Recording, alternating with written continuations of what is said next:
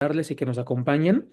Y por supuesto, agradecerle muy encarecidamente al querido maestro Orlando Montiel, quien nos va a acompañar en esta ocasión. Estará a cargo la sesión del querido maestro Orlando y del doctor Isidro, que esperemos que en breve también se pueda unir a esta sesión.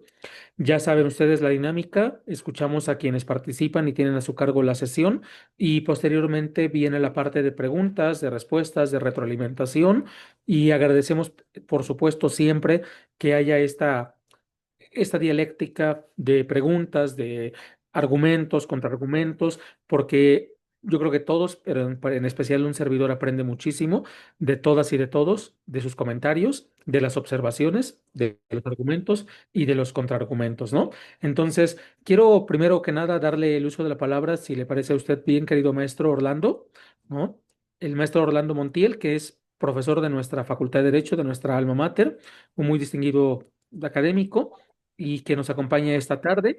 Y sea bienvenido, querido maestro Orlando, a este su taller. Y igualmente agradecer a quienes nos hacen el favor de acompañarnos, el doctor Emel Socorro, el doctor Javier Saldaña, ¿no? Así como colegas de este mismo seminario. Muchas gracias por acompañarnos. Y adelante, querido maestro, por favor, tiene usted el uso de la palabra. Gracias. Muchas gracias. Pues antes que nada, también, por supuesto, externar un agradecimiento por este espacio, evidentemente a nuestra facultad, a nuestra querida directora, por supuesto a usted por ser director del seminario. Saludar a todos mis compañeros, profesores, colegas de la facultad, también darles un cordial saludo a los jóvenes estudiantes que también estén por aquí, pues literalmente trabajando con nosotros en este taller. Les ofrezco de antemano una pequeña disculpa por no poder prender ahorita mi cámara. Anda un poquito inestable mi internet. Espero incluso no salirme. Si no, denme oportunidad y me vuelvo a conectar. Y bueno, básicamente yo quiero comentarles que para mí este libro es bastante interesante. La autora es una autora que a mí me llena mucho, me llega mucho, y trataré en la medida de lo posible de honrar literalmente, no solamente su obra literaria, sino también de honrar esta dinámica que han venido siguiendo mis compañeros en las otras sesiones, en función de generar una perspectiva a la altura, básicamente, y quizás un poco disruptiva, porque suelo ser así, pero también con un poco de prudencia, por supuesto, académica, en ese sentido, ¿no? Entonces, yo iniciaría dando una pequeña síntesis acerca de qué fue lo que percibí yo acerca del libro de Adela Cortina, en específico el capítulo tercero que se intitula Ética y Política, una moral para la democracia. Déjenme comentarles que desde mi particular punto de vista, yo logro rescatar que nuestra autora o la autora nos busca proponer básicamente una transición entre la moral individual y la razón pública.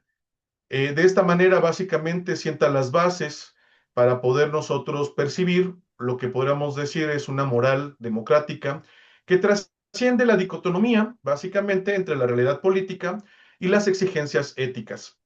La autora busca, básicamente, a través de la distinción de la ética de los máximos, que básicamente tienen que ver con visiones personales de la felicidad y la buena vida, y la ética de los mínimos, que básicamente son exigencias universales de la justicia y, por supuesto, de los derechos humanos, nos da la posibilidad de generar argumentos para que la política democrática se gestione con base justamente a este último elemento. Me refiero a la ética de los mínimos, ¿no? Para tratar de garantizar una convivencia, pues, viable en sociedad. Por otro lado, también la autora nos muestra básicamente cómo en una democracia los ciudadanos son considerados sujetos éticos y de alguna manera u otra coautores de las normas.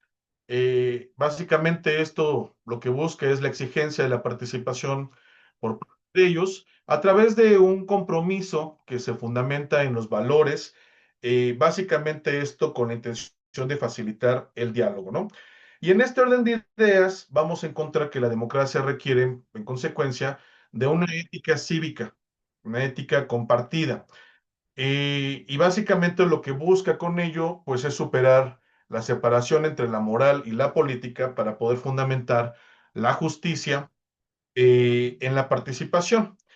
De esta manera, Adela Cortina lo que busca es generar un consenso, básicamente entre los valores mínimos y, por supuesto, estos valores máximos que permiten una convivencia pluralista y también es un concepto importante de mencionar, o no nada más una convivencia pluralista, sino también legítima en una forma de vida justa, ¿no? Básicamente lo que Adela Cortina podría, en términos generales, proponernos a través de la lectura, a través de lo que nosotros podemos percibir o quizás interpretar de este capítulo. Y a mí me gusta hacer ejercicios un poquito prácticos con la intención, pues, por supuesto, siempre de generar conocimiento. Y en ese sentido, a mí me gusta hacerme algunas preguntas. Y estas preguntas tienen que ver básicamente qué aspectos de fortaleza podemos nosotros encontrar, sobre todo pues para la enseñanza del derecho, qué aspectos podríamos nosotros encontrar quizás como debilidades en función de este capítulo en la enseñanza del derecho, qué campos de oportunidad podríamos tener, e incluso qué tipo de amenazas podríamos también percibir en función de quizás de una propuesta hecha en ese sentido, ¿no? Entonces, si me lo permiten, me gustaría justamente iniciar en esta dinámica, pues a lo mejor un poquito práctica, sobre todo porque pues estamos llevando a la dinámica del derecho, esta dinámica, me gustaría hacerme algunas preguntas, darles algunas ideas y que a partir de ahí ustedes pues se generen inquietudes, ¿no? En ese sentido, básicamente lo que yo quisiera preguntarme un poquito de manera retórica es, bueno, ¿qué fortalezas podemos encontrar en este capítulo que podamos aprovechar justamente pues para la enseñanza y la práctica propiamente del derecho? Y básicamente yo les diría, sí, podemos encontrarnos algunas fortalezas que yo logro identificar y ahorita se las voy a comentar, ya que básicamente pues, la propia doctora de la Cortina busca generar una fortaleza para resolver ahí una tensión que sí se genera entre el pluralismo moral y la unidad política, ¿no? Y en ese sentido, bueno, vamos a partir por otra pregunta que a mí me gustaría que tuvieran ustedes presentes. Si en función de este capítulo nos podríamos determinar que se puede generar una fundamentación sobre una base axiológica común. Y es que básicamente en este capítulo la autora logra desarticular de alguna manera u otra una falsa creencia de que la política solamente se trata en el ámbito moral de la lucha por el poder.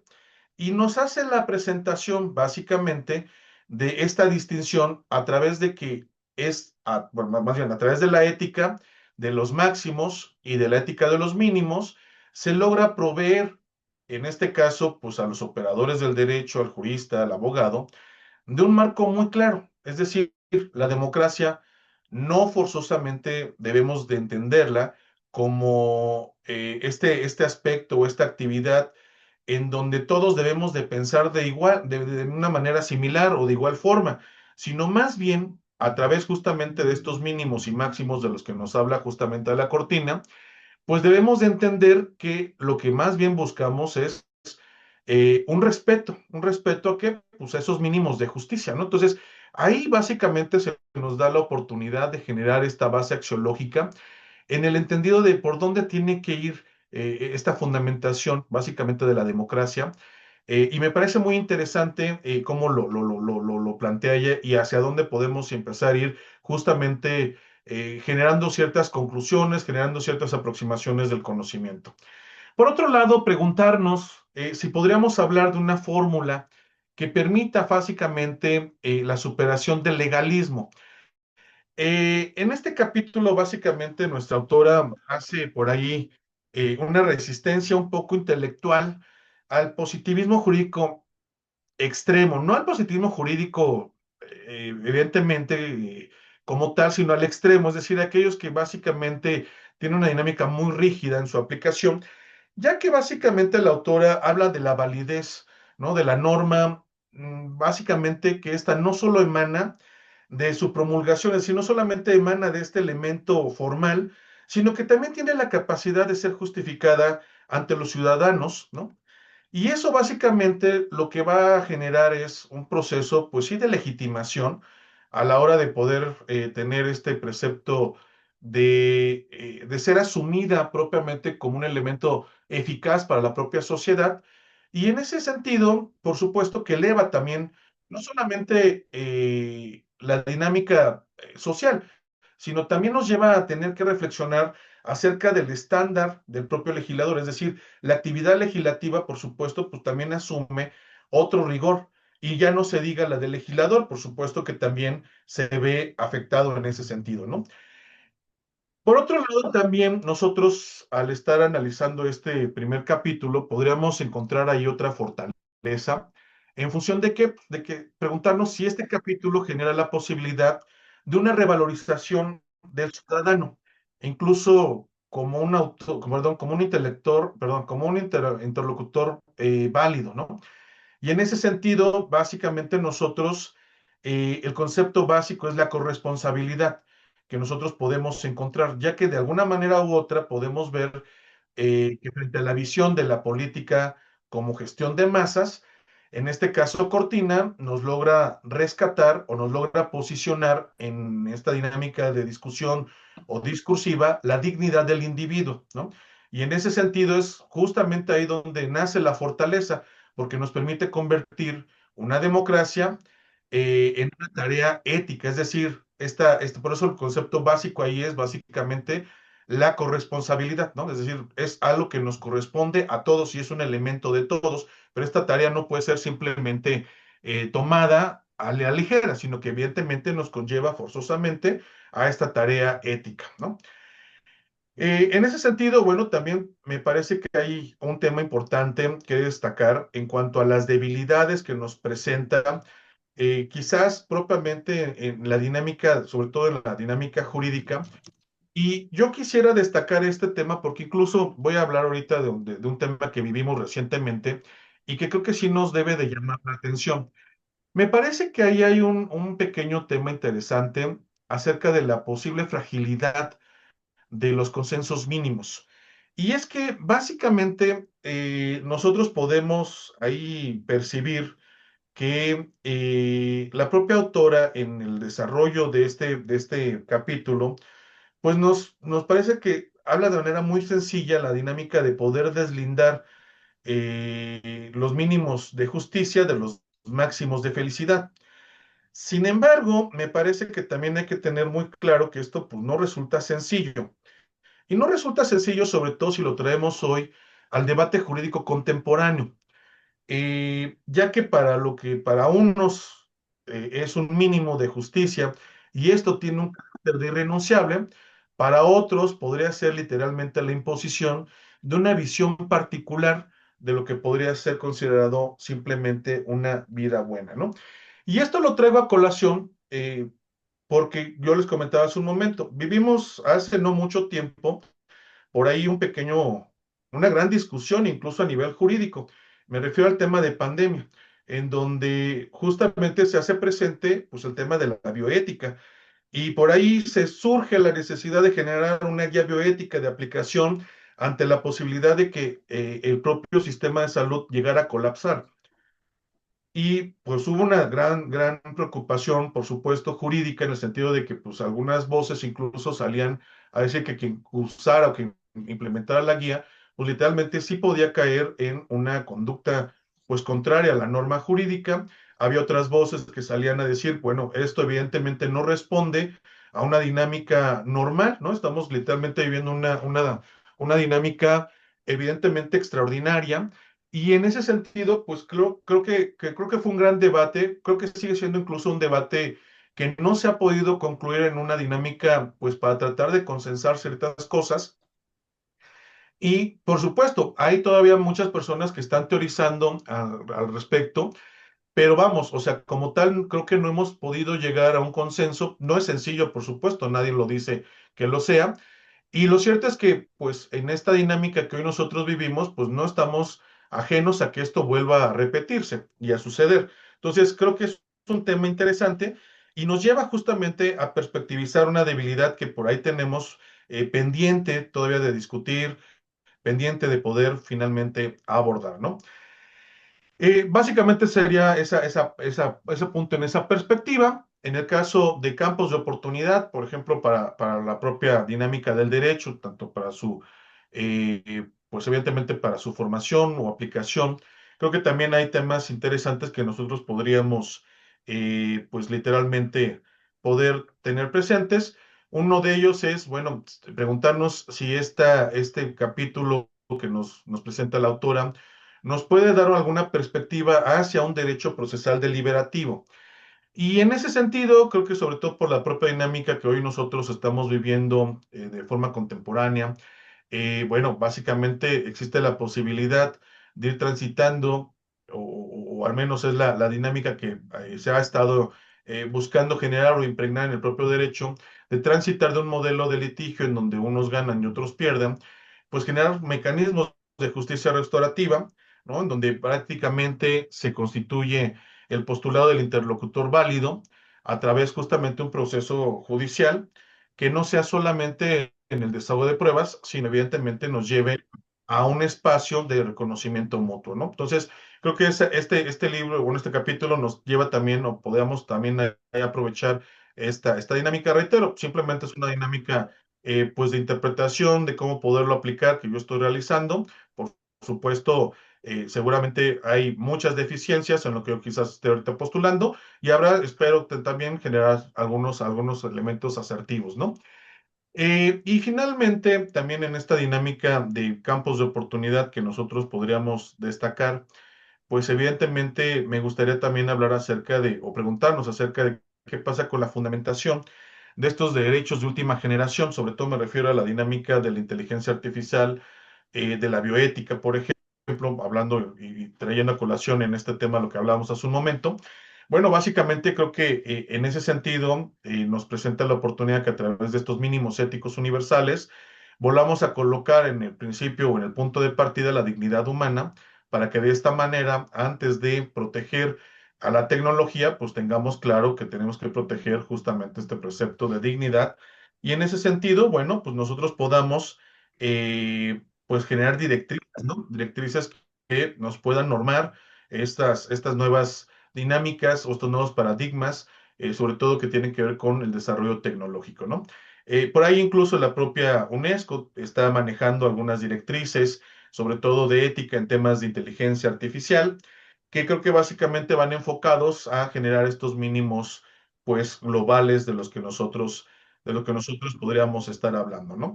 Y pues básicamente yo les diría, básicamente es el ejercicio que su servidor pues pudo realizar en torno a este tercer capítulo de la autora, de nuestra autora, la doctora de la Cortina, que básicamente pues estamos analizando en este momento, ¿no?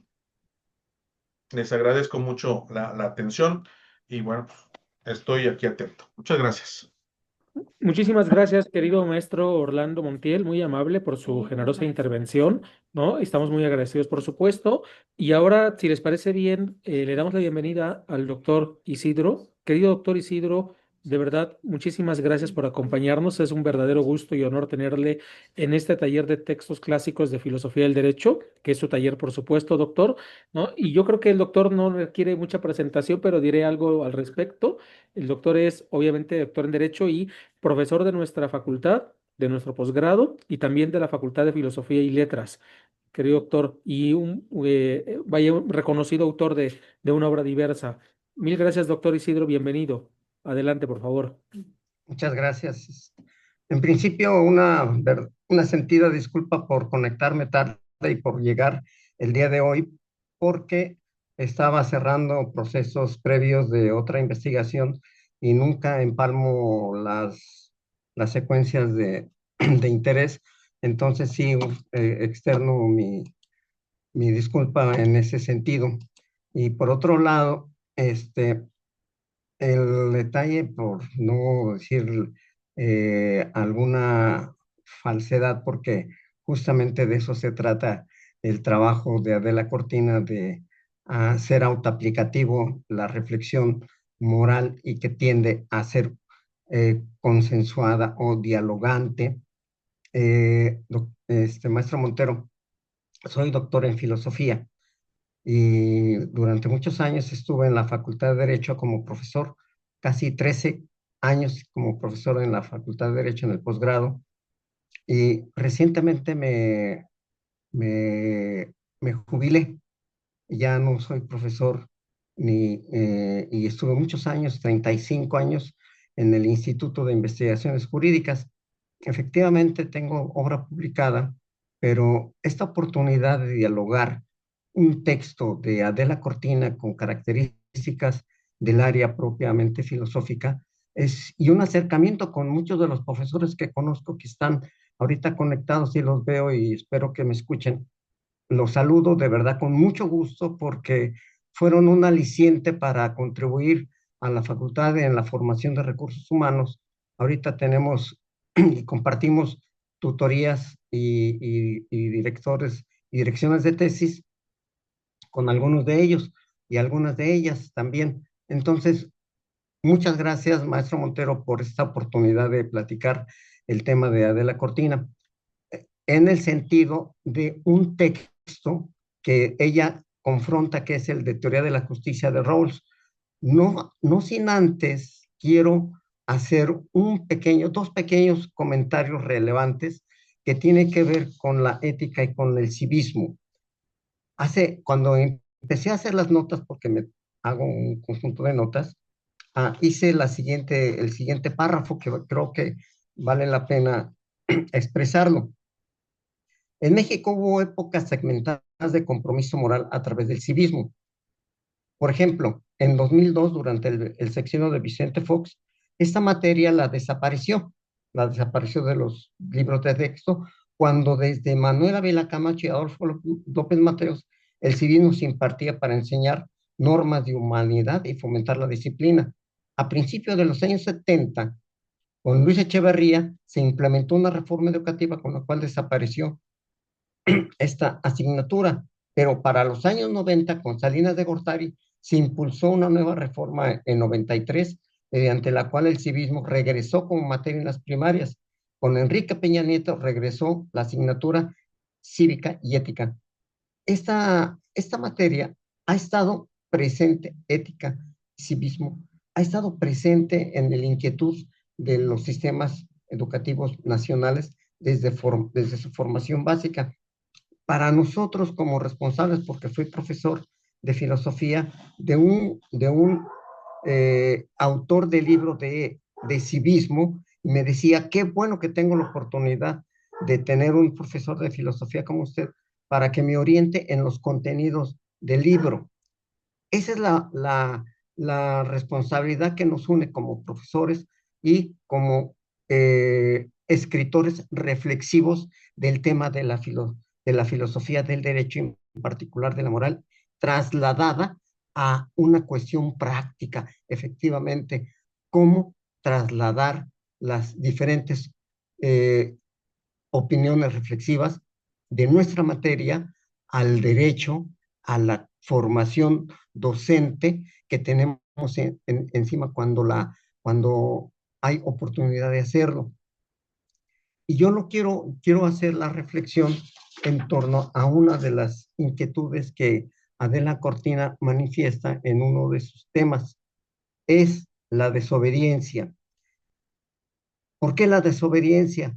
Porque dice, nosotros tenemos la responsabilidad de establecer las normas, los que tenemos una facultad legislativa o una facultad o una atribución de establecer el deber ser para otros.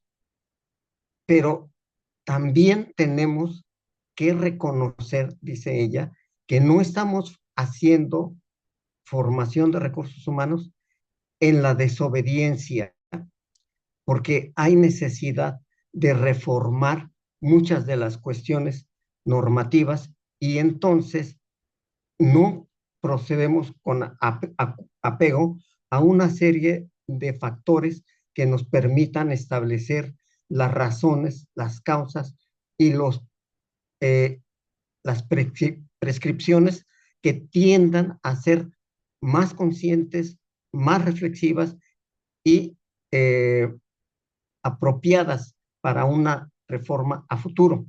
Entonces, esa parte sí la toma en cuenta en el módulo, o en el núcleo de que tenemos conjuntos morales de deber ser, pero podemos no actuar de esa manera si objetamos, por ejemplo, una práctica de carácter religioso, cuando, por decirlo rápido, cuando algunas familiares se oponen a las transfusiones sanguíneas por objeción de conciencia religiosa.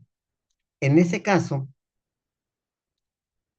estamos conviviendo, como bien dice, estamos conviviendo con otro tipo de pluralidad ideológica, pero también moral. Y es ahí donde me pregunto, ¿cómo actuar para establecer una normatividad que sea aceptada por nuestros normatividad jurídica?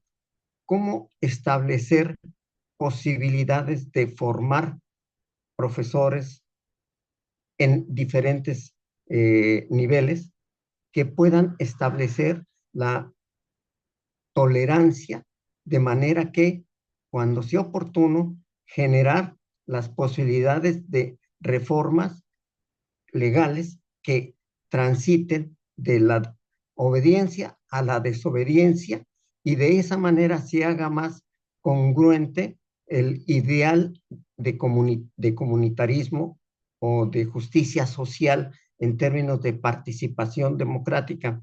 Creo que es válida la apreciación de la Cortina, en el sentido de que vamos a desarrollar eh, un diálogo, un consenso, una serie de acuerdos concordantes, pero que tengan como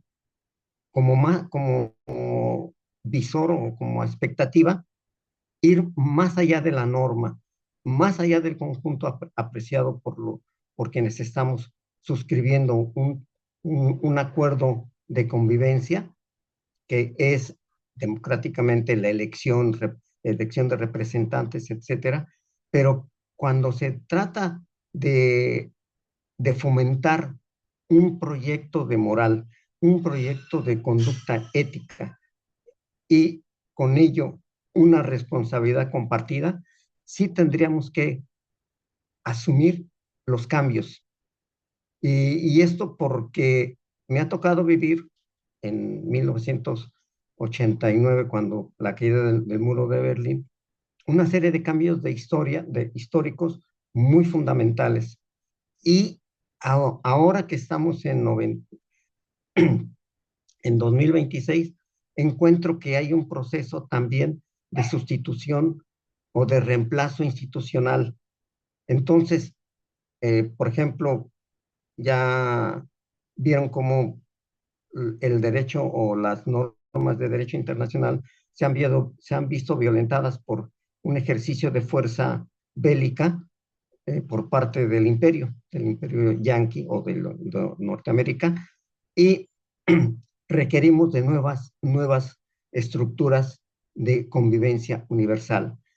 Y ahí es donde entra lo que yo he llamado transición.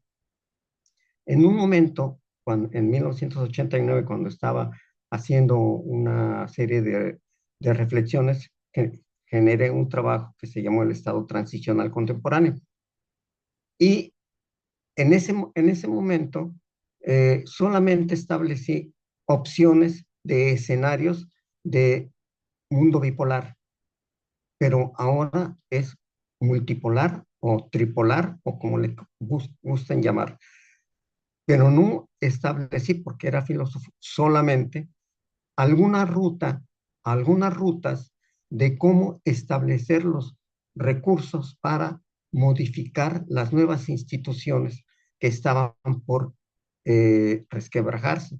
Una de ellas era precisamente el Estado, considerado como un constructo que había surgido desde el capitalismo y que en Europa estaba sometiéndose a prueba, y que estaba también superando superando muchas de las características de los estados nacionales y se estaba configurando una suerte de bloque de poder en la Unión Europea y en América. También lo intentaban hacer a través de las diferentes, eh, digamos, diferentes mecanismos de integración regional. Por parte de nosotros en América estaba Canadá, México y Estados Unidos en el 94, a partir de ahí con el, con el TLCAN y ahora con el TEMEC, que tiene que ver con esta nueva estructuración de recursos, de normas o de recursos para subsistir económicamente, pero también de normas para llevarlas a cabo. Esto es lo que yo establezco como viabilidad para generar, primero, la necesidad de reconocer al derecho como una ruta de acuerdo social, justo o no, tiene que darse en términos de aceptabilidad, pero también cuando no se puede aceptar de manera llana el recurso del dominio, como lo está haciendo ahorita Trump a través del desconocimiento de la legislación, que no quiere aplicar ni siquiera el debido proceso para hacer valer el, las características de los juicios y después ejecuciones en alta mar. Pues no hay más que establecer una nueva estructura dialogante, de carácter internacional que nos vincule a un proyecto de racionalización de la norma a través del reconocimiento de lo que podemos contribuir quienes estamos obligados por el término de profesores.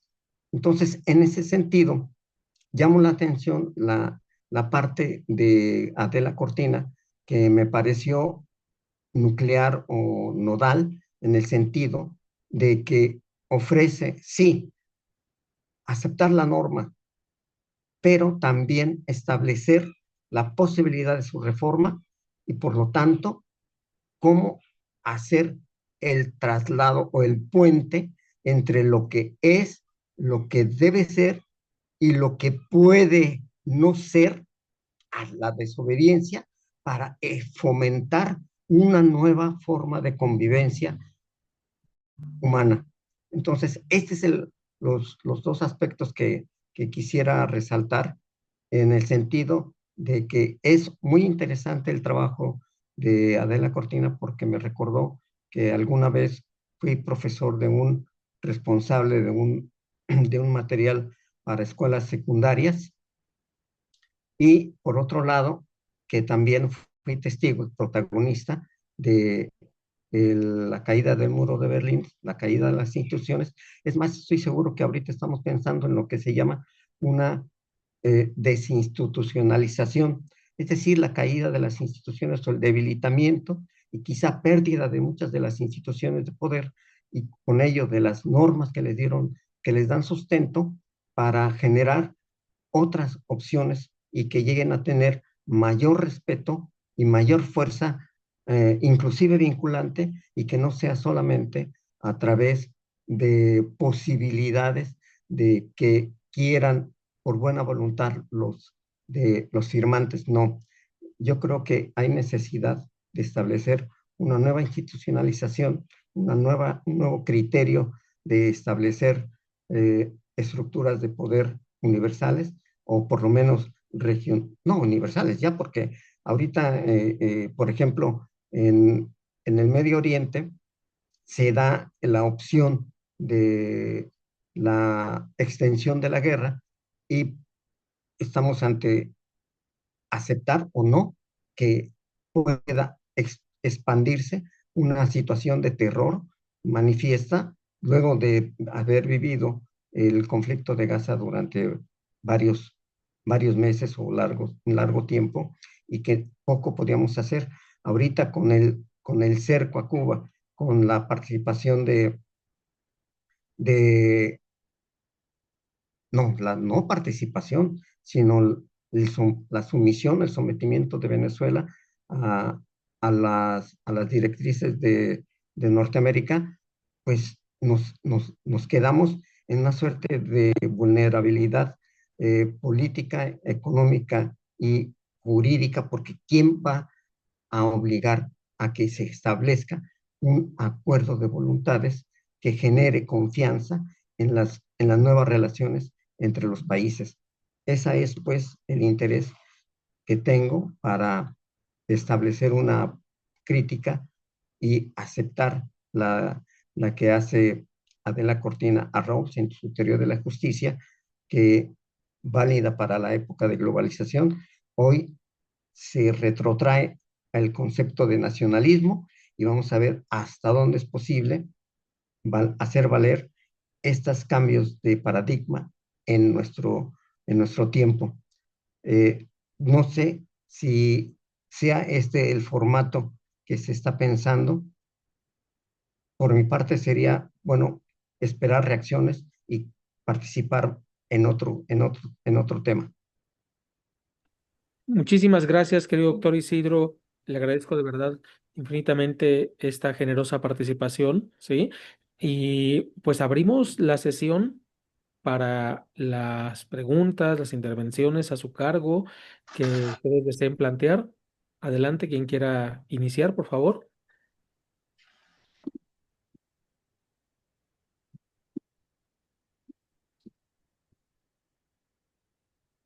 Si no les veo, igual pueden abrir el micrófono de favor en caso de que luego no suelo tener a todas, a todos en pantalla, para que no ocurra que no vea a alguien que levante la mano. Les ruego, por favor, ¿no? Que puedan hacerlo. Hola, maestro Jimmy. Adelante, doctor Javier, por favor, si es tan amable. Bueno, yo tomo la palabra más bien un poco por asalto. Seguí las dos ponencias, a los dos ponentes los felicito, pero he tomado la palabra por asalto en primer lugar para saludar a Isidro. Me da mucho gusto, Isidro, volver a verte a la distancia. Y me da gusto verte en plena forma, como siempre te vi aquí en el instituto. Quisiera, Isidro, hacer una reflexión un poco más general sobre un aspecto que dijiste en tu exposición que me llamó poderosamente la atención y yo quiero hacer una reflexión, digamos, partiendo de un tema que tú conoces, evidentemente, y que tiene que ver con lo anunciado por ti sobre si Venezuela está en este momento o no sometido a un régimen dictatorial impuesto desde Washington. Palabras más, palabras menos, te metiste con Venezuela y quisiera yo hacerte una pregunta muy puntual y para esto quiero hacer un contexto, quiero contextualizar mi pregunta. Seguramente, Isidro, tú conoces un libro de Lord Fuller que se llama eh, los, los espeleólogos, el tema de los espeleólogos. ¿En qué consiste el tema de los espeleólogos? Creo que la gente que nos dedicamos a la filosofía del derecho lo hemos leído varias veces. Tiene que ver con lo siguiente. Palabras más, palabras menos, y aquí hay muchos filósofos que me pueden sacar del error si es que lo digo. La trama de Lord Fuller en los espeleólogos o sí, los espeleólogos, eh, la Los gente que se... exploradores de cavernas, doctor. Efectivamente, los exploradores de cavernas, esa es la palabra. Gracias, maestro Jimmy. La trama de esa obra, Isidro, tiene que ver con que, bueno, entran los espeleólogos, hay un problema de carácter físico que les impide después salir y cometen actos ilícitos al interior de donde estaban encerrados. Bien. Eh, Después, cuando salen, cuando logran salir, son llevados ante el tribunal. Y ahí hay un riquísimo debate de diferentes posiciones filosóficas para preguntarse si efectivamente en el momento en el que ellos se encontraban prisioneros me parece que fue por un derrumbe, una cosa de esas, y las acciones que llevaron a efecto en ese momento podían ser consideradas como acciones que podrían ser juzgadas por los tribunales.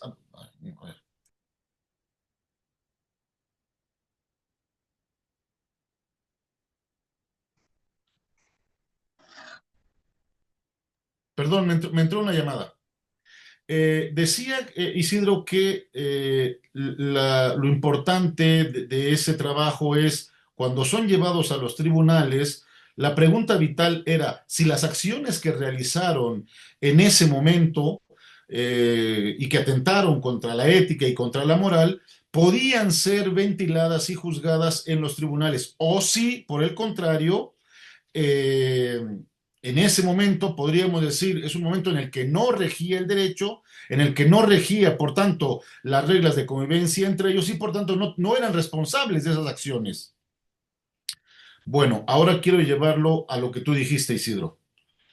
¿Crees realmente que se puede afirmar, como lo dijiste tú hace un momento, que en Venezuela, Venezuela está sujeta ahora a un régimen dictatorial establecido desde Washington? O se podría pensar también desde la otra cara de la moneda que el régimen de Maduro no era un Estado de derecho, no era por tanto un Estado social y en consecuencia, más que hablar de una imposición por parte desde Washington, podríamos incluso hablar hasta de una liberación por parte desde Washington. Esto lo digo porque me parece que no están muy claras las cosas, es decir, el hecho de que se haya sustraído a esta persona, Maduro, que le hayan encontrado, como lo han encontrado, cientos de miles de millones de dólares en el extranjero, que además haya sometido a un pueblo como el venezolano a una dictadura en donde estaban sacando la comida prácticamente de los basureros, en donde hubo una represión tan fuerte contra líderes políticos que disentían del régimen de Maduro, etcétera, etcétera. O sea, ¿vivían realmente los venezolanos en un Estado de Derecho como para ahora haber sacado a Maduro y decir que se encuentran en este momento bajo un Estado dictatorial cuyas normas de sumisión son dictadas desde Washington? No sé si me he explicado, Isidro.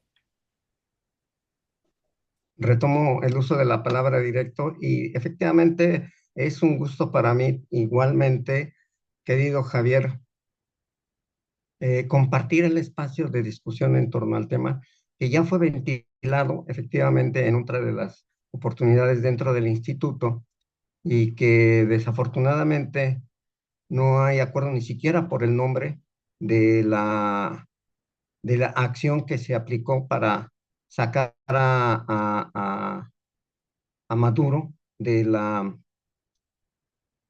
presidencia. Sin embargo, en cuanto al trabajo de los espeleólogos, comparto la reflexión en torno al ámbito de competencial que pudiera describirse para juzgar o enjuiciar las acciones que que tuvieran ese cariz, de acuerdo. Puede ser moral o puede ser jurídico. En los dos casos hay normas.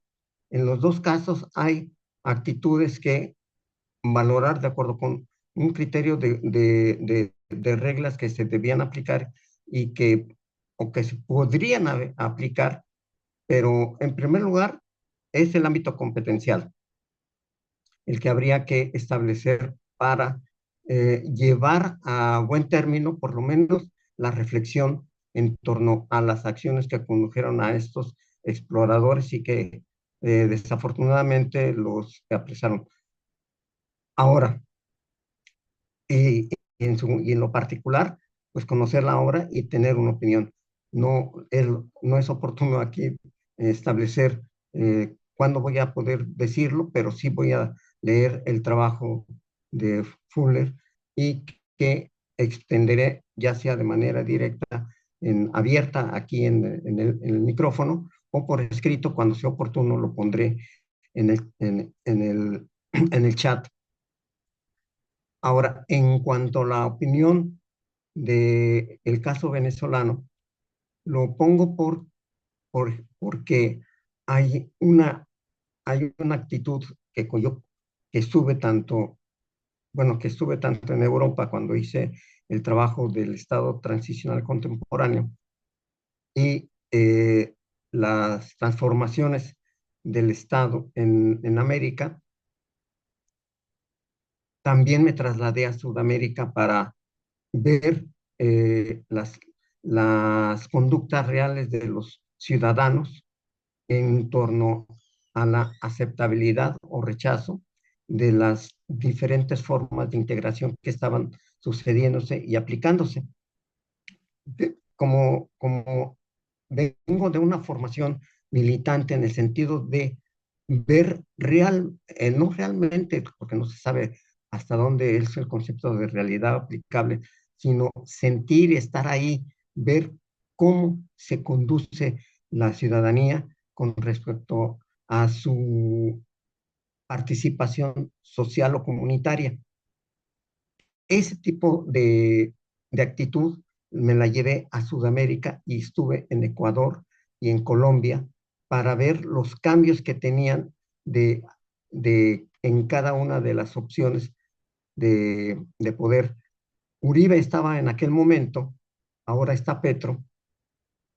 No estuve en Venezuela, lo que vi fue el éxodo de venezolanos por parte de viajando a Ecuador y luego a Colombia, y éxodo de verdad lamentable, que solamente es comparable con algunas de nuestras garitas o aduanas, tanto en Tapachula, en Chiapas, como en, como en el norte de la República, como Juárez o que yo he vivido, y que se ve la angustia del migrante por salir de ese lugar.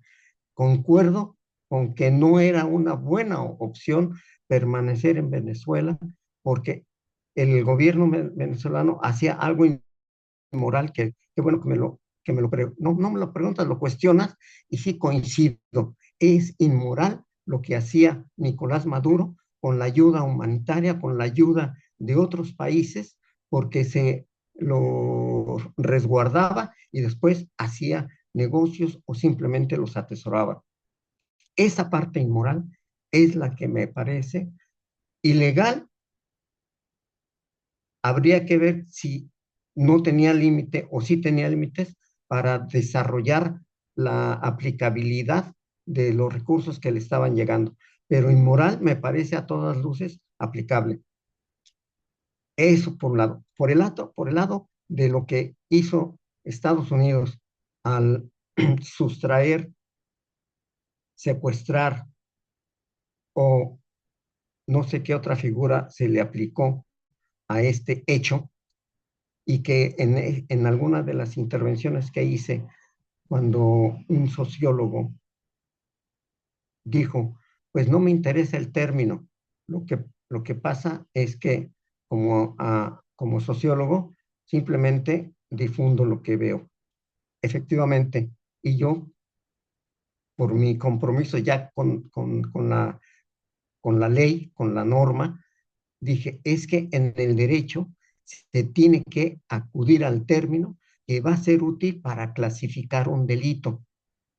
Si es o no aplicable el término secuestro, tendría que hacerse con las expectativas de calificarlo de esa manera y poder después proceder a su reclamo. Si es con el término de extracción, pues si no está configurado como delito, pues no habría ningún problema. Ilegal, no, ahí es donde está la situación para juzgar la, la acción de los marinos norteamericanos. Ahora, la otra situación de si hoy Venezuela está en una situación mejor o peor con relación a la representante en la presidencia, que es Delcy, pues ya es una polémica que vale la pena armar como parte específica. Como dicen, no es el lugar apropiado para ello, pero vale la pena sugerir que haya una sesión donde se pueda vislumbrar el antes y el después o el ahora con Delcy, para ver hasta dónde la intromisión norteamericana va a permitir que se desarrolle una vida social justa, ni siquiera que aspire a la felicidad de los venezolanos, por lo menos que aspire a establecer una vida digna para quienes en su momento estuvieron saliendo de Venezuela y hoy preguntarnos, ¿pueden regresar? ¿Pueden establecer los vínculos que antes tenían en sus lugares de origen y tener la expectativa de una vida asegurada en los términos económicos como para que se establezca la validez de las acciones norteamericanas en Venezuela? Esa es otra respuesta. No es el punto de confrontarnos más, sí, pero sí siento que los ámbitos de validez de los discursos tienen que establecerse con arreglo a las situaciones contextuales como las que se vivieron en Venezuela antes y ahora cómo se están viviendo y la expectativa de ojo, de los explotación o no de los recursos naturales de Venezuela, como para ver si van a tener una transparencia tal que puedan los mismos venezolanos, en primer lugar, los latinoamericanos o los responsables de la economía, vislumbrar su validez y su, digamos,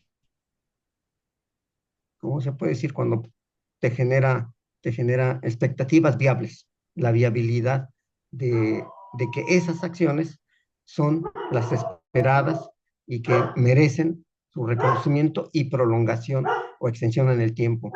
Eso para mí es una posibilidad de, de carácter reflexivo y que hasta que otra vez tengo oportunidad de viajar, ya estoy casi listo, por lo que estoy valorando, ya estoy casi listo para viajar, porque muchas gracias, Javier. Efectivamente, salí de la segunda neumonía y dije, ya no puedo. En la tercera no creo que salga. Y ahorita en Mérida, con gusto, les comparto mi estado de salud es muy buena, muy saludable y cada vez estoy más fuerte que ya quiero trabajar. Muchas gracias, Javier. Un saludo fraternal, muy afectuoso. Siempre lo has hecho, Isidro, y te agradezco tu respuesta deseo de todo corazón un restablecimiento por completo. Gracias, Isidro. Saludos desde aquí. Muchísimas gracias, querido doctor Isidro, y nos da muchísimo gusto saber que ya se encuentra usted mucho mejor de salud, por supuesto, y desearle que así continúe, ¿no? Que esté usted muy, muy, muy bien. Yo quiero formular pues no propiamente una pregunta, sino hacer un comentario, y espero que no resulte demasiado, y si es provocador, bueno, que sea para bien, no para mal, por supuesto, ¿no?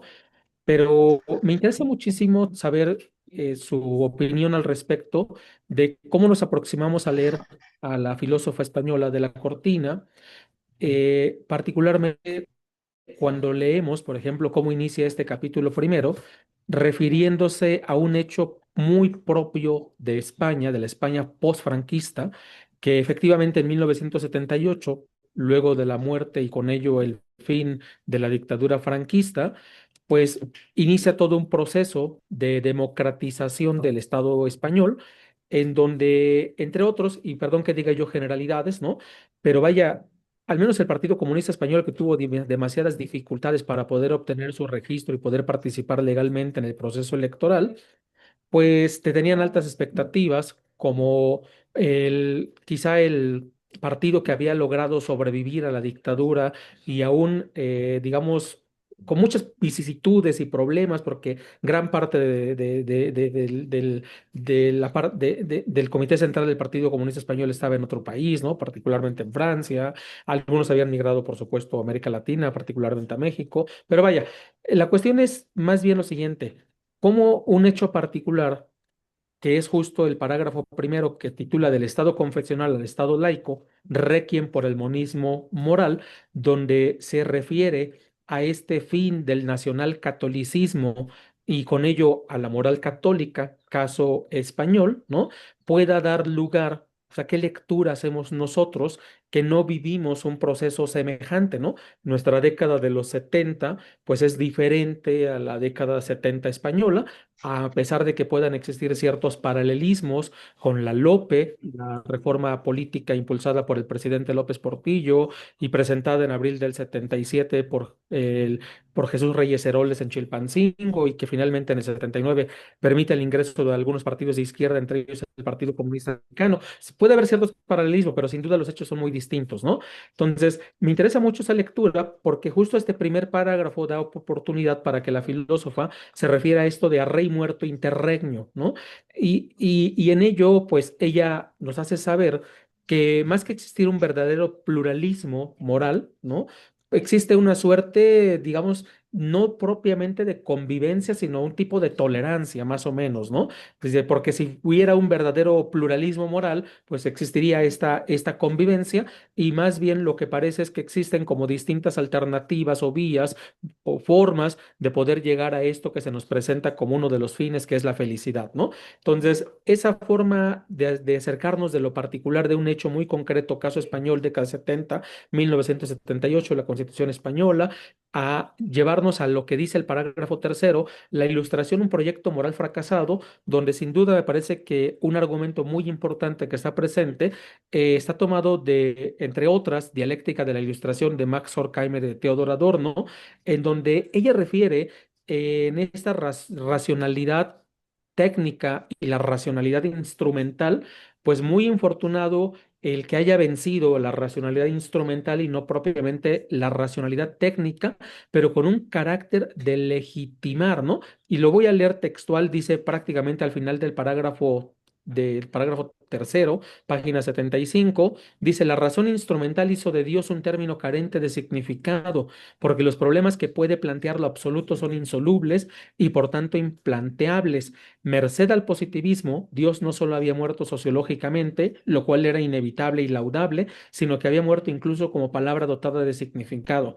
Pero lo que es peor para un ilustrado, el triunfo de la razón instrumental supuso la muerte del universalismo moral, ¿no? Y de allí pasa esta cuarta parte, este cuarto, digamos, parágrafo, es subtema del capítulo, de este capítulo, que dice el post-universalismo moral, ¿no? Entonces, en concreto, no sé, querido doctor Isidro, querido maestro Orlando, me interesaría muchísimo saber justo la lectura que ustedes realizaron.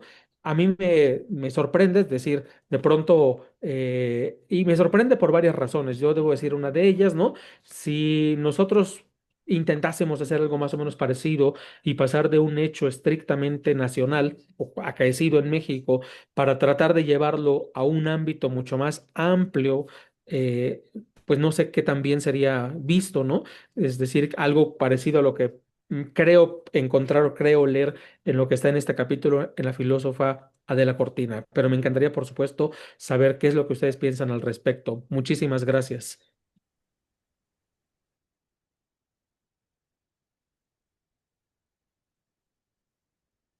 Preferiría que tuviera el uso de la palabra primero el maestro Orlando.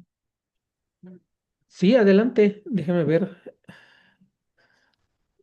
Es interesante lo que plantea, Gracias, maestro. evidentemente, y en ese sentido, fíjense que yo creo que tenemos que tomar en consideración esta dinámica al más puro estilo de la propia autora, incluso en una frase que ella acuña de si es ética o es simplemente estética, haciendo alusión justamente a que podemos simplemente simular, ¿no?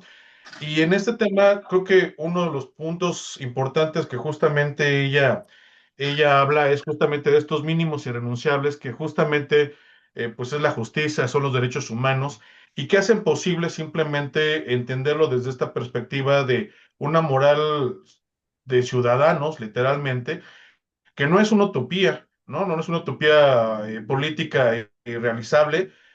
Básicamente creo que en ese sentido el capítulo propone ahí, pues básicamente hacer posible esta dinámica de moralidad en una sociedad compleja como la que finalmente usted está comentando en función de lo que ella narra, ¿no? En esta dinámica histórica transicional y que básicamente pues nos da la opción de la convivencia, ¿no? De distintas formas de credo y de diferentes tipos de filosofía, justamente bajo estos paraguas, bueno, bajo este paraguas de este mínimo ético o de estos mínimos éticos que justamente son los usuarios. Por eso que creo que es importante tenerlos muy claros, pues para poder entender cómo es posible justamente empezarla a tratar, a entender, sobre todo en un contexto, pues básicamente tan convulsionado como el que les tocó en este caso en España, cosas diferentes, por supuesto, aquí en México, pero creo que ese es el punto de partida donde nosotros tendríamos que tenerlo. Por ello, la dinámica de los mínimos éticos de la que ella habla, que en este caso, reitero, pues,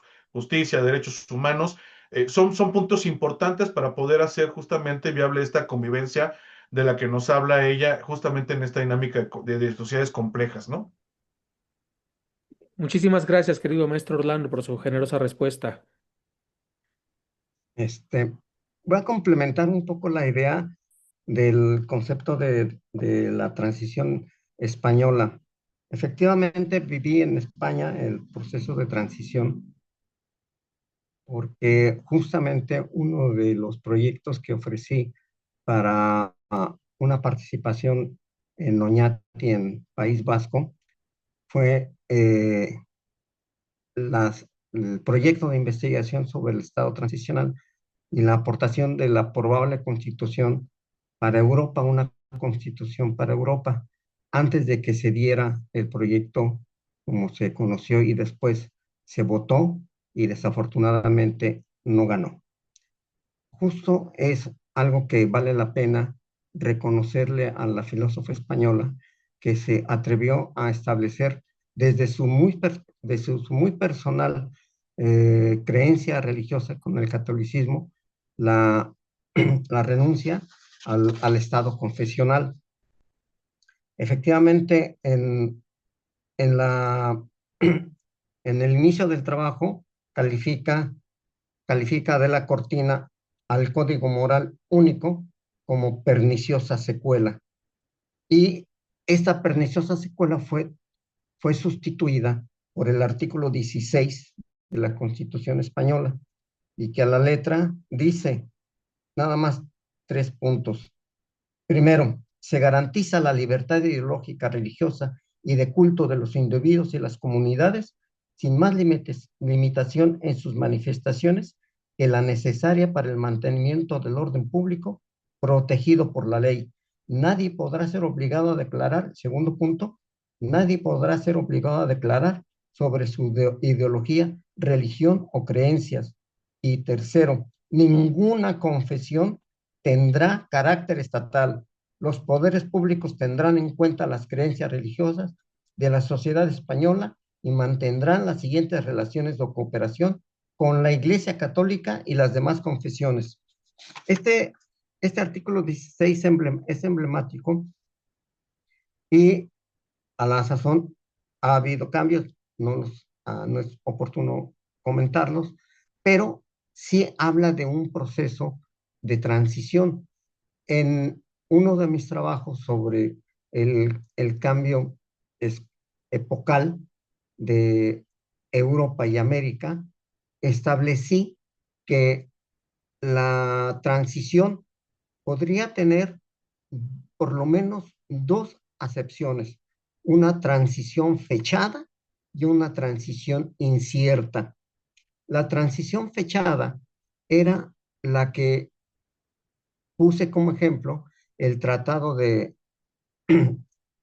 libre comercio con México, Canadá y Estados Unidos, el Telecán, porque hablaba de un proceso de integración comercial y que tenía un principio y una fecha de término. Esa transición se iba a establecer como parámetro para una revisión si a juicio de los tres componentes tendrían posibilidades de renovarlo para una suscripción nueva o modificarlo en el Inter. Pasó lo primero que fue un cambio.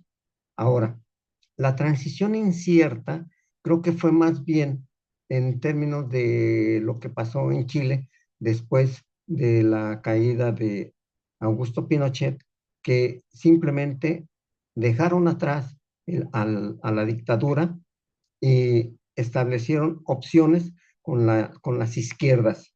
En España fue simplemente una transición, alejarse de la dictadura franquista y establecer con la Constitución española un gobierno de no solamente de tolerancia, sino de reconciliación.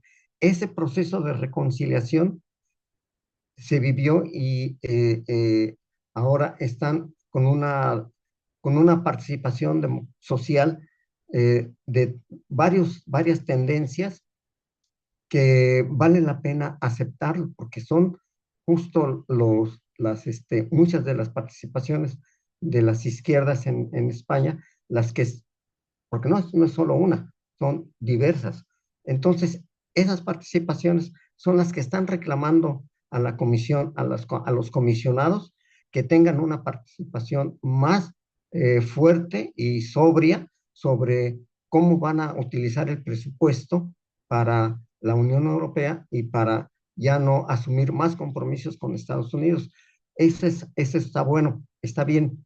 Pero incluso vislumbrando el discurso, el discurso globalizante que tenía de la Cortina en su momento, que coincide con ese periodo también que escribí el libro, eh, vale la pena reconocer que ella Adela Cortina, establecía ver más allá de los cambios que se estaban gestando.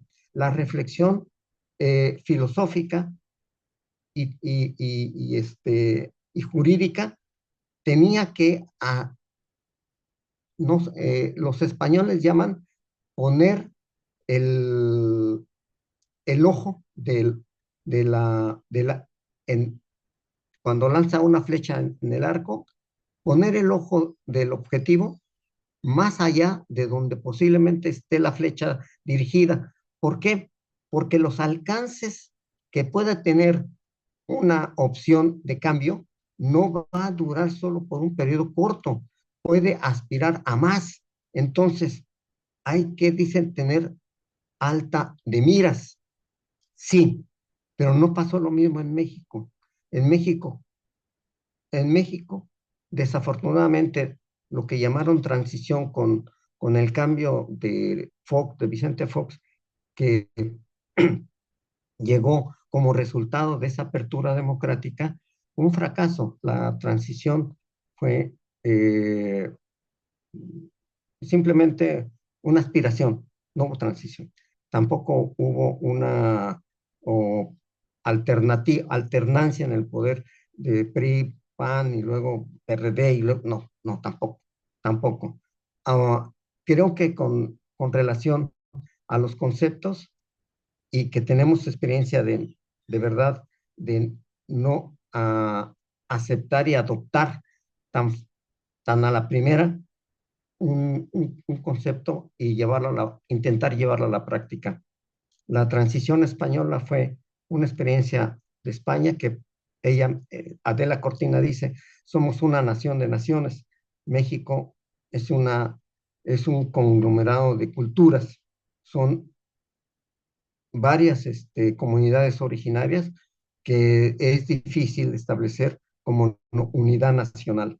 No somos una unidad nacional, y cada vez hay también un tránsito de migrantes que muchos no llegan, sino se quedan y desafortunadamente para ellos con, se confrontan con nuestras costumbres, no logran establecer alguna identidad de carácter predominante o duradero. Simplemente lo asumen, pero no tienen esa cualidad que como nacionales podríamos pedirles que reflexionaran sobre su validez o su permanencia como, como habitantes, como ciudadanos, ¿no? Y lo que Adela Cortina pretende con este discurso de aquellos años es de ampliar el discurso comunitario a una suerte eh, de universalismo que pudiera establecer posibilidades de hacer más homogénea la, la cultura jurídica o la moral que estuviera detrás de una teoría de la moral también, porque la moral es una cosa, bien lo dijo en el capítulo previo, y la filosofía de la moral es el trato que se haga sobre la moral. Entonces, aquí lo que yo recomiendo en lo que significa leernos, ojo, porque también es importante esto. Adela Cortina discute con sus coterráneos tanto de Europa como algunos no tan de Europa, sino también de América, como Dussel, Enrique Dussel, como está con su ética de la liberación. De acuerdo, en esta parte coincido plenamente con ella en que es necesario leernos, releernos en caso de que sea necesario para, en principio, aceptar lo otro, lo que pensamos de los demás y también vislumbrar el cambio que podemos aportar desde nuestro compromiso honesto de que vamos a hacerlo con plena responsabilidad compartida para que lo que propongamos no lo cambiemos en un momento de debilidad, sino que simplemente asumamos el compromiso de lo que decimos. La congruencia es valiosa en esta aportación. Entonces, esa es por lo menos en este término, lo que, lo que elogio de Adela Cortina, que nos pide ser congruentes, universalizantes y responsables con nuestros dichos y conductas. Muchísimas gracias, querido doctor Isidro, muy amable, ¿no? Bueno, no sé si alguien más tenga alguna pregunta o algún comentario. Déjenme ver si hay en el chat, porque creo que hay algunos. Dice, denme un segundito, por favor, ¿eh? Dice Estefanía Aura, solo para reafirmar, lo exterior son cambios sociales que hacen un cambio y un después, pero está en signos de interrogación, ¿no? Si no hay alguna otra pregunta, yo solamente quisiera eh, formular una, y con esto, si les parece bien, si alguien más, por supuesto, quiere hacer uso de la palabra, pero creo que, en mi opinión, por supuesto, y puedo estar equivocado, ¿no? La doctora Adela Cortina, al referirse al consensualismo, me parece que las críticas hay que considerarlas con total seriedad, ¿no?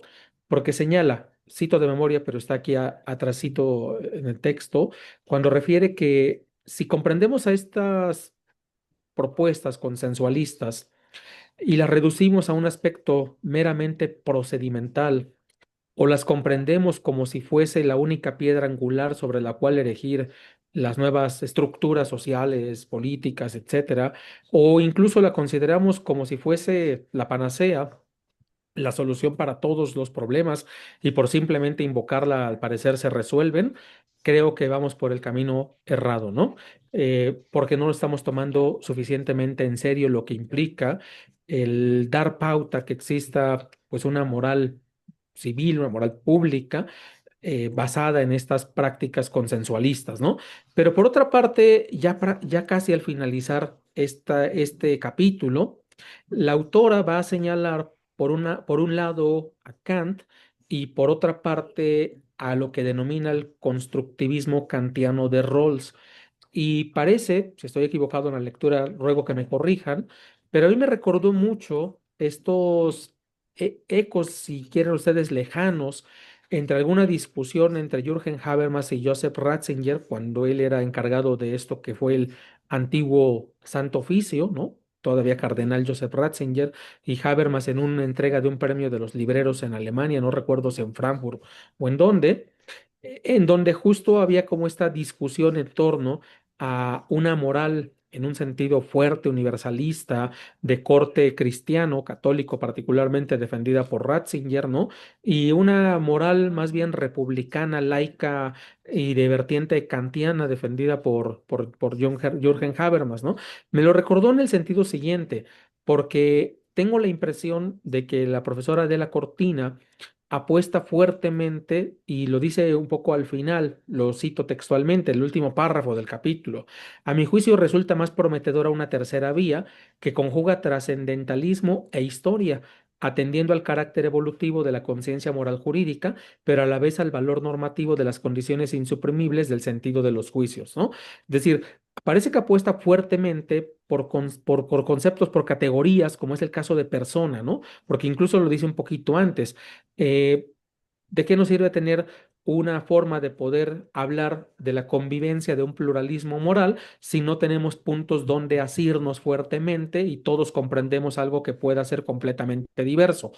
Habría que prestarle a tenerle estos puntos de así, de poder asirnos, de poder agarrarnos, y uno de ellos puede ser el el concepto categoría persona, ¿no? Y con ello, pues lo que implica su autonomía de la voluntad, su propia dignidad, etcétera, ¿no? Y esto también me trajo ecos lejanos de esta obra de Carlos Santiago Nino, de Ética y Derechos Humanos, donde este filósofo argentino, digo, desafortunadamente ya no tuvo tiempo, pero hubiera sido súper interesante saber, porque al menos allí lo que yo recuerdo es haberle apostado precisamente a la categoría persona. Concluyo y formulo la pregunta, querido doctor Isidro, maestro Orlando, si ustedes son de la misma opinión que la profesora Adela Cortina respecto de uno, no echar las campanas al vuelo respecto de las teorías consensualistas y verlas como si fueran la panacea para todos los problemas cuando resultan no ser aplicables en casos muy particulares, ¿no? Si tomamos en consideración pues la realidad concreta. Y dos, apostarle más bien a que sí exista este pluralismo, pero como convivencia, como señala la filósofa Adela Cortina, y a la par de ello tengamos asideros fuertes como puntos de partida y de conexión, como puede ser esta categoría filosófica de persona, ¿no?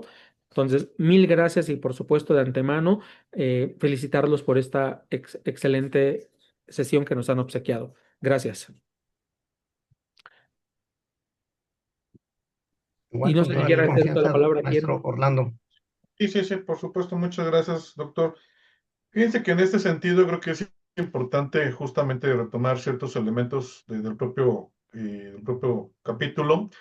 Y en ese sentido, bueno, tendríamos que entender también, claro, las asimetrías de lo que ella o lo que nos hace ver como interlocutor válido, ¿no? O sea, finalmente las brechas culturales, las brechas económicas, las brechas de poder, pues eso evidentemente nos generan ahí ciertas dinámicas que, pues, por eso decíamos nosotros en algún momento determinado que lo que para algunos puede ser literalmente un mínimo de justicia irrenunciable, para otros finalmente puede representar la imposición de una visión particular. Incluso en función de esta visión o de esta imposición particular, pues hay algunas visiones críticas, incluso justamente a la propia autora, en donde dice, pues es que lo que está buscando implementar literalmente es un imperialismo moral, ¿no? Sobre todo desde una concepción muy europea. Entonces, aquí básicamente yo creo que valdrá la pena simplemente generar una reflexión en torno a que, bueno, pues, cuando se lee un libro como el que ella nos está otorgando, pues simplemente tiene que ser de forma crítica, ¿no?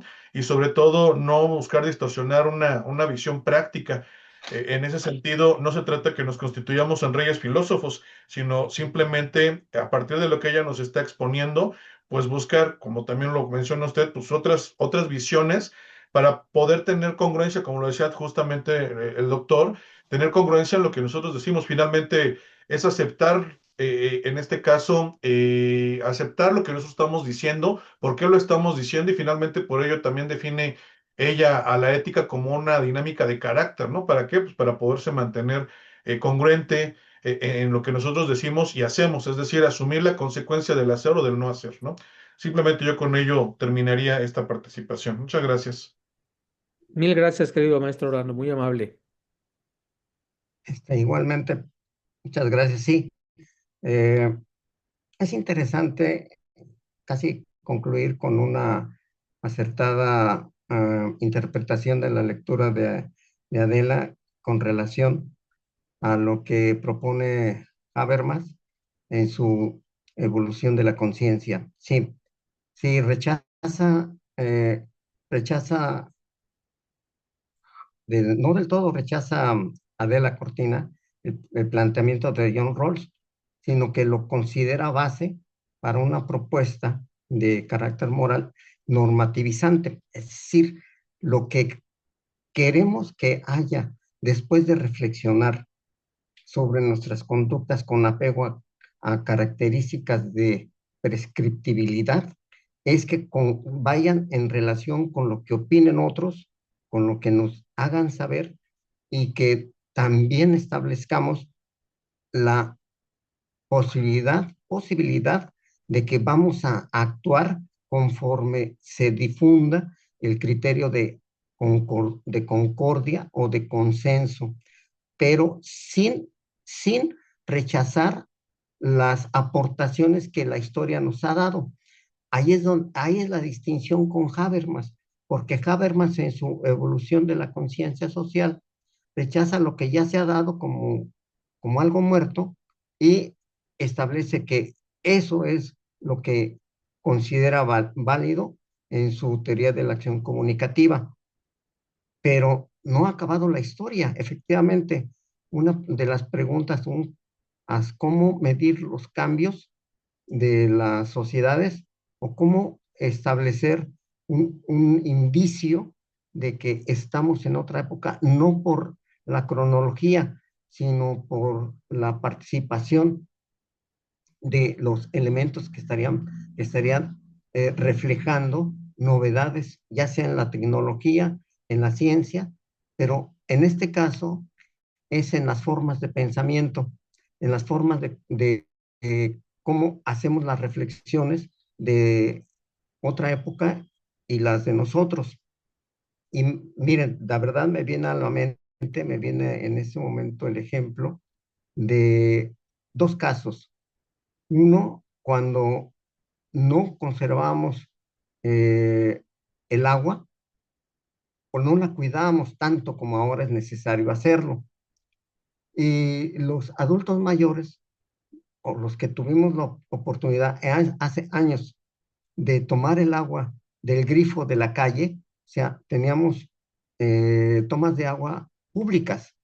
Agarramos, llegaba a la esquina de una X cruce, había una toma de agua, la abríamos, la tomábamos y tomábamos en el doble sentido.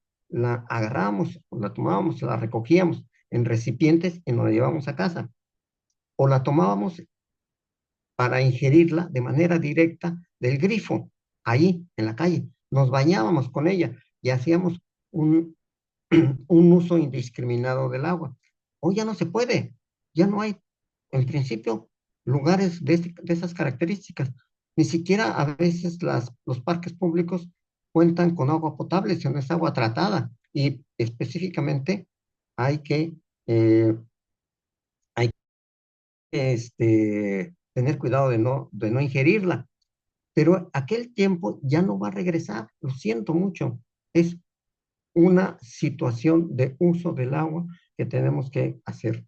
Pero quien me obligó a mí a verlo desde la perspectiva de la protección del derecho humano al agua fue una joven. Y ahora mi hijo y su mamá, que también son jóvenes, me dicen, hay que cuidar el agua. Es decir, yo transité del uso indiscriminado al uso regulativo y protector del agua, ¿sí? El otro caso es en el de las mujeres. El otro ejemplo es en el de las mujeres, cómo eran tratadas antes, no de la equidad de género, no, sino cuando no tenían la protección legal de no ser consideradas objeto, porque muchas, en nuestro caso mexicano, muchas de las mujeres de provincia eran consideradas objeto y hasta de explotación. Quizá hoy se conservan algunos casos, pero recuerdo con la maestra Álvarez de Lara del Instituto de Investigaciones Jurídicas, cómo refería la experiencia de un personaje que dice, ¿cómo es posible que yo no pueda golpear a mi mujer si es mía, es mi mujer? Y dice, le dijeron, pues lo siento, pero es un delito la violencia doméstica. Entonces, ese tipo de cambio de actitud con relación a una norma viene precedida por una suerte de distribución de conciencia moral que reclama la participación comunitaria. Solo a partir de la congruencia de varios de los que habitamos en sociedades complejas y no, establecemos la posibilidad de que se apliquen las nuevas disposiciones. Pero ahí está, reitero, la opinión muy atinada de Graciela Cortina, que pide que no nos quedemos con la historia que ya tenemos o con lo que nos han dado los resultados, sino que vislumbremos un objetivo más allá de lo que podríamos tener como opción viable y realizable. Entonces, sí, hay que estar atentos a los cambios, ver que nos pueden funcionar, estar de acuerdo todos, estar de acuerdo uno mismo, que lo va uno a aplicar y que bienvenida una mejoría en la vida.